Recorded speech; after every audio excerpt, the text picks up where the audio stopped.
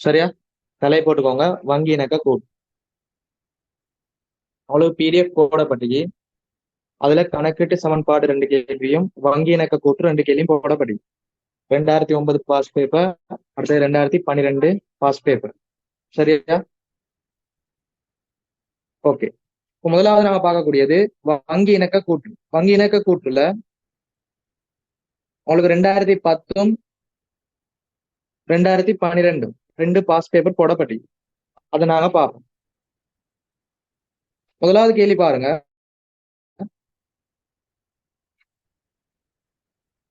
வேண்டப்படுவதை பாருங்க. முதலாவது 31/3/2012 உள்ளவாறான காசு புத்தகத்தின் சீராக்கிய மீது. அப்ப 2012 பாஸ் பேப்பர்ல உள்ள வங்கி இணக்க கூற்று கேள்வி, பேசிக்கான ஒரு கேள்வி. முதலாவது கேட்கப்பட்டிக்கு சீராக்கிய காசு மீதி. இரண்டாவது கேட்கப்பட்டிக்கு மார்ச் 2012 மாதத்துக்கான வங்கி இணக்க கூற்று. ஓகே. அப்ப அவங்களுக்கு தெளிவா சொல்லி தந்துக்கிறேன். வங்கி இணக்க கூற்று பாடத்துல உங்களுக்கு பார்ட் 1 பார்ட் 2 ரெண்டுல இருந்தும் கேள்வி கேட்கப்படும். அதுல முதலாவது திருத்த முன் காசு மீதி கேட்கப்படும். இரண்டாவது திருத்திய காசு மீதி. மூன்றாவது வங்கி கூற்று மீதி. உங்களுக்கு வங்கி இணக்க கூற்று பாடத்துல இந்த 3 விஷயமும் கேட்கப்படும். திருத்த முன் காசு மீதி, திருத்திய காசு மீதி, வங்கி கூற்று மீதி. இது உங்களுக்கு பார்ட் 1ல கேட்கப்படும். ரெண்டாவது உங்களுக்கு பார்ட் 2ல எப்படி கேள்வி வரும்? இந்த திருத்த முன் காசு மீதி திருத்திய காசு கணக்கின் ஊடாக செய்வோம். திருத்திய காசு கணக்கு. அடுத்து திருத்திய காசு மீதி திருத்திய காசு கணக்கு அல்லது வங்கி இணக்க கூற்றினூடாக செய்வோம். அடுத்தது மூன்றாவது வங்கி கூற்று மீதி வங்கி இணக்க கூற்றினூடாக செய்வோம். இது தெளிவா விளங்கிக் கொள்ளணும். அப்ப வங்கி இணக்க கூற்று பாடத்துல உங்களுக்கு பார்ட் 1ல கேட்கக்கூடியது பிரதானமா 3 கேள்வி. திருத்தமுன் காசு கட்டுப்பாட்டு கணக்கு மீதி, திருத்திய அல்லது சீராக்கிய காசு கட்டுப்பாட்டு கணக்கு மீதி, வங்கி கூற்று மீதி. அது 3ம் பார்ட் 1ல பிரதானமா கேட்கப்படக்கூடியது. சரியா? அப்ப திருத்தமுன் காசு மீதி கேட்டா நீங்க திருத்திய காசு கணக்கின் ஊடாக செய்யணும். திருத்திய காசு மீதி கேட்டா திருத்திய காசு கணக்கு அல்லது வங்கி இணக்க கூற்றினூடாக செய்யணும். வங்கி கூற்று மீதி கேட்டா வங்கி இணக்க கூற்றினூடாக செய்யணும். இதான் அவங்களுக்கு பார்ட் 1ல வரக்கூடியது. அடுத்தது பார்ட் 2 பார்ப்போம். பார்ட் 2 உங்களுக்கு பார்ட் 2ல கேட்கப்படக்கூடியது முதலாவது திருத்திய காசு கணக்கு. இரண்டாவது வங்கி இணக்க கூற்று. மூன்றாவது உங்களுக்கு நாட்குறிப்பு பதிவு கேட்பான். சீராக்கங்கள் தந்து நாட்குறிப்பு பதிவு. இது 3 தான் பிரதானமா பார்ட் 2ல வரக்கூடியது. திருத்திய காசு கணக்கு, வங்கி இணக்க கூற்று, நாட்குறிப்பு பதிவு. இது பார்ட் 2ல வரக்கூடியது.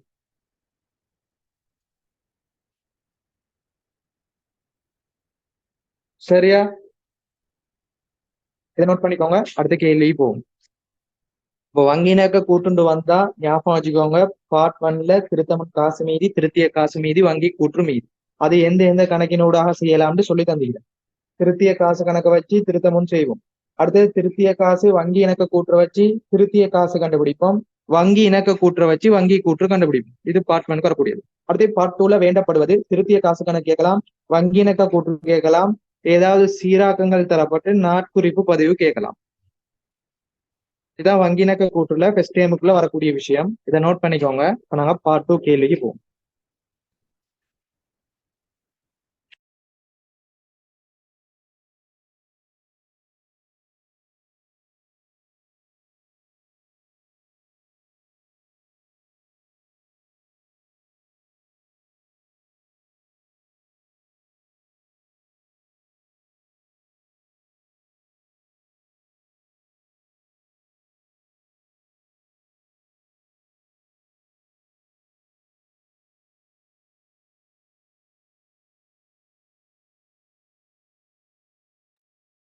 ஓகே, முதலாவது கேள்வி போவோம். 2012 பாஸ் பேப்பர் பாருங்க. ஒரு பேசிக் கேள்வி ஒன்று வங்கி இணக்க கூற்று.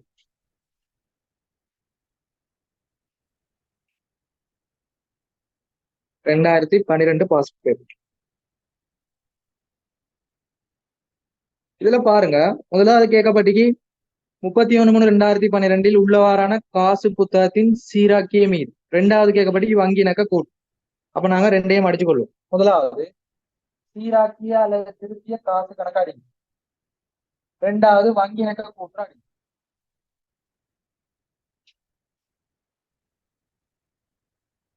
திருத்திய காசு கணக்கு அல்லது சீராக்கிய காசு கணக்கு, ரெண்டாவது வங்கி இணக்க கூற்று. வங்கி இணக்க கூற்றுல ஆரம்பத்துல திருத்திய காசு மீதி வரும். திருத்திய காசு மீதி கூட்டுவோம் மாற்றப்படாத காசோலை மைனஸ் பண்ணோம் வசூலிக்கப்படாத காசோலை, இறுதியில வரக்கூடியது வங்கி கூட்டு மீதி. இதை போட்டுக்கோங்க.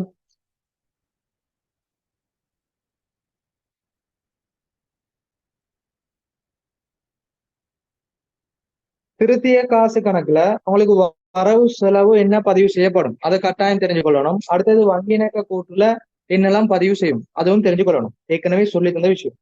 அப்ப திருத்திய காசு மீதில ஆரம்பத்துல வரவுல மீதி வரும், நேரடி வைப்பு வரும், நிலையான கட்டளை பெறுவனவு வரும், கொடுத்து மறுக்கப்பட்ட காசோலை வரும், காசு கணக்கில் இடம்பெற்ற வழுக்கள் வரும். செலவுல ஆரம்ப மீதி வரும், நிலையான கட்டளை கொடுப்பனவு, வங்கி அறவீடுகள், வைப்பிலிட்டு மறுக்கப்பட்ட காசோலை, காசு கட்டுப்பாட்டு கணக்கில் இடம்பெற்ற வழுக்கள் வரும். வங்கி இணக்க கூட்டுல ஆரம்பத்துல திருத்திய காசு கணக்கின் கூட ஆரம்பிப்போம், கூட்டுவோம் மாற்றப்படாத காசோலை, கழிப்போம் வசூலிக்கப்படாத காசோலை, இறுதியில வாரது வங்கி கூற்று மீதி.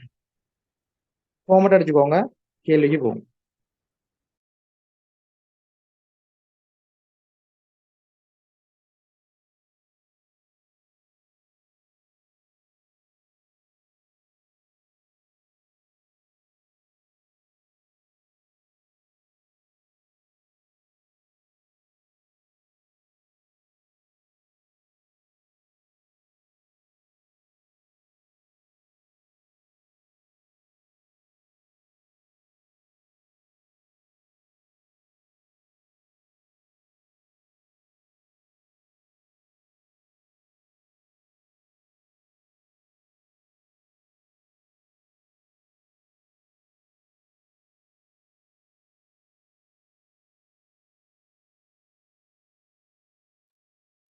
ஓகே, பேப்பரை பாருங்க.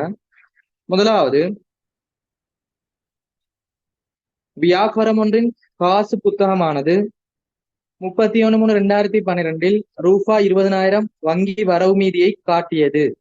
அவ்வளவு காசு அல்லது வங்கின்னு சொல்றது ஒரே விஷயம், சரியா? இதை நோட் பண்ணிக்கோங்க. வங்கின்னு சொல்றதும் காசுன்னு சொல்றதும் ஒரே விஷயம்.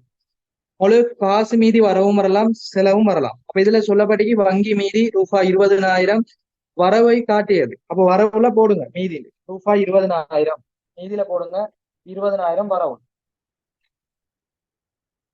அடுத்து கீழே பாருங்க, இத்தினத்தில் வங்கி கூற்றானது ரூபாய் 10,000 மேலதிக பற்று மீதியை காட்டியது. அப்ப காசு கணக்கு மீதி வரவுல 20,000, வங்கி கூற்று மீதி வங்கி மேலதிக பற்று 10,000, ரெண்டு மீதியும் சமப்பட இல்லை. அதற்கான காரணங்கள் கீழே தரப்பட்டி. அப்ப உங்களுக்கு வங்கி இணக்க கூற்று கேள்வி எப்படி உருவாக்கப்படும்? காசு கட்டுப்பாட்டு கணக்கு ஒரு மீதியையும் வங்கி கூற்று மீதி ஒரு மீதியையும் தரப்பட்டீங்கன்னு சொல்லி உங்களுக்கு வேறுபாட்டுக்கான காரணம் தரப்படும். அந்த காரணங்களை வச்சு திருத்திய காசு கட்டுப்பாட்டு கணக்கு செய்வோம், அந்த இறுதி மீதியை கொண்டு வங்கி இணக்க கூற்று செய்வோம். இதுதான் அவங்களோட ஆர்டர். அப்ப காசு மீதி ஆரம்பத்துல தரப்பட்டிக்கு வரவுல போடுங்க. அடுத்து நாங்க வழுக்கல் அல்லது ஏற்படுவதற்கான காரணங்களை பதிவு செய்வோம். எனவே முதலாவது வங்கியில் வைப்பிலிட்ட ரூபாய் 80,000 காசோலை இன்னும் வசூலிக்கப்படவில்லை. அப்ப வசூலிக்கப்படாத காசோலை சார்ட்ல பாருங்க, வங்கி இணக்க கூட்டுல வந்திக்கு மைனஸ் பண்ணணும். எனவே மைனஸ் பண்ணுங்க, வசூலிக்கப்படாத காசோலை 80,000. அடுத்தது நேரடியாக வங்கியில் இடப்பட்ட நிலையான வைப்பின் மீதான வட்டி ரூபாய் 25,000 ஆனது காசு புத்தகத்தில் பதியப்பட்டிருக்கவில்லை. ஓகே, அப்ப காசு கணக்குல சீராக்கி இல்லைன்னா காசு கணக்குல சீராக்கம் செய்வோம். நேரடியாக வங்கியில் இடப்பட்ட நிலையான வைப்பு மீதான வட்டி. அப்ப நிலையான வைப்பு வட்டின்னு சொல்றது காசு பெறுவனவு. எனவே காசு கட்டுப்பாட்டு கணக்குல வரவுல போடுங்க நிலையான வைப்பு வட்டி. நிலையான வைப்பு வட்டி பெறுமதி போடுங்க 25,000.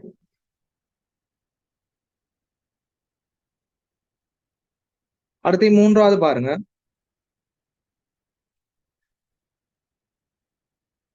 வழங்குனர்களுக்கு கொடுத்த ரூபாய் 40,000 காசோலை இன்னும் வங்கியால் கொடுத்து சமர்ப்பிக்கப்படவில்லை.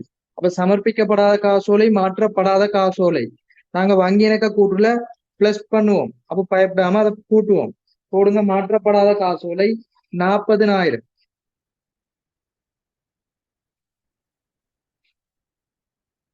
முதல் 3 வழுக்கள முடிஞ்சு. 6ஆம் மீதி தரப்படி வரவுல போடுவோம் 20,000.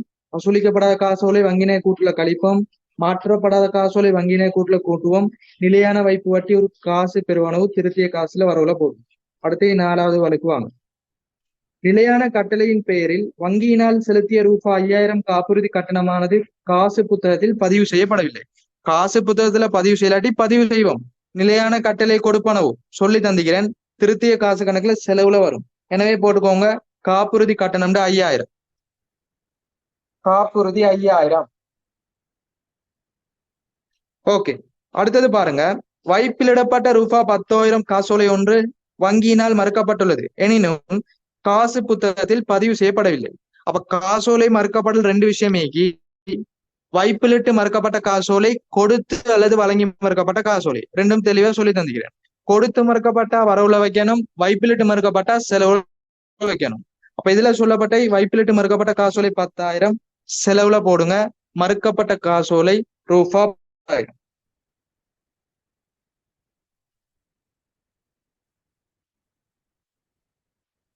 சரியா? இப்ப நான் கூட்டி எடுத்தோம்னா திருத்திய காசு மீதி வங்கி கூற்று மீதி இலகுவா காணலாம். இப்ப கூட்டி எடுங்க பாப்போம். கூட்டி டபுள்ல போடுங்க 45,000. 45,000 செலவுல உள்ளதை கழிச்சு போடுங்க. மீதி வந்தது 30,000. மீதி சென்றது 30,000. இப்ப நாங்க திருத்திய காசு மீதி வரவு மீதியா இருந்தா வங்கி இணக்க கூட்டுல பிளஸ்ல போடுவோம். செலவு மீதியா இருந்தா பிரக்கெட் பண்ணி காட்டுவோம். அப்ப திருத்திய காசு மீதி வரவு மீதியா வந்துக்குது. எனவே பிளஸ்ல அப்படி போடுங்க 30,000. இதை கூட்டி எடுப்போம். 30ஓட 40 கூட்டுங்க 70,000. 70,000த்துல 80,000 கழிச்சா -10,000. வங்கி கூட்டு மீதி -10,000. சரியா? வங்கி கூற்று மீதி -10,000. இந்த வங்கி கூற்று மீதி -10,000 சொல்றது வங்கி கூற்று வரவு மீதி, அதாவது காசு கணக்கு செலவு மீதியாக காணப்படும். ஓகேயா? திருப்பி ஒருக்கா சொல்றேன். ஆரம்ப மீதி வரவுல போடுங்க 20,000. நிலையான வைப்பு வட்டி ஒரு பெருவான வரவுல போடுங்க. காப்புறுதி நிலையான கட்டளை கொடுப்பனவு செலவுல பதிவு செய்யப்படும். எனவே 5,000 செலவுல போடுங்க. மறுக்கப்பட்ட காசோலை வைப்பிலிட்டு மறுக்கப்பட்டிக்கு, எனவே செலவுல போடும். மாற்றப்படாத காசோலை கூட்டணும் 40,000. வசூலிக்கப்படாத காசோலை கழிக்கணும் 80,000. இப்ப கூட்டி எடுப்போம். கூட்டுனா டபுள்ல போடணும் 45,000 45,000. செலவுல 10,000 கழிக்கப்பட்டால் மீதி வந்தது 30,000. மீதி சென்றது 30,000. திருத்திய காசு கணக்கு வரவு மீதியா இருந்தா பிளஸ் பண்ணுவோம், செலவு மீதியா இருந்தா மைனஸ் பண்ணுவோம். எனவே வரவு மீதியில 30,000 போடுங்க. அடுத்தது வங்கினை கூற்ற சீராக்கம் செய்வோம். 30,000ம் 40,000த்தையும் கூட்டி 80,000 மைனஸ் பண்ணுங்க. இறுதியில வங்கி கூற்று மீதி 10,000 மைனஸ்.